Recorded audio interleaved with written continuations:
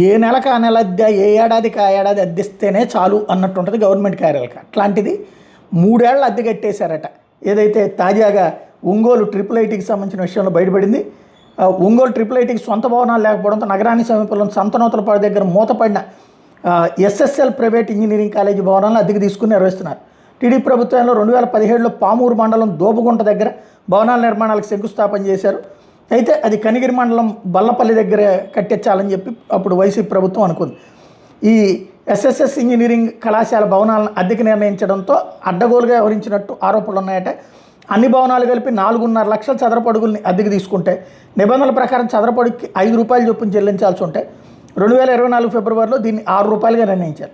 ల్యాబులు ఇతర సామాగ్రిని వినియోగించుకునేందుకు 5 లక్షలు, క్రీడాస్థలం ఇతరత్ర వాటిని వాడుకునేందుకు మరో 3 లక్షలు అద్దెగా పెట్టారు.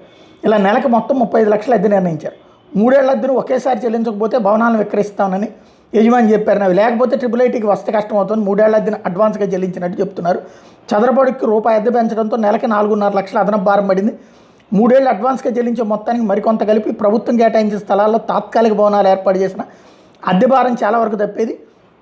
ఇంజనీరింగ్ కళాశాల కాకుండా మరికొన్ని భవనాలను అద్దెకు తీసుకున్నారు. వీటికి నెలకు 17 లక్షలు చెల్లిస్తున్నారు. లెక్కన ఒక్క ఒంగోలు ట్రిపుల్ ఐటీకి నెలకి ₹52 లక్షల అద్దె చెల్లిస్తున్నారు. ఏడాదికి 6 కోట్ల పైనే. ఇది ఈనాడు రాసుకొచ్చింది.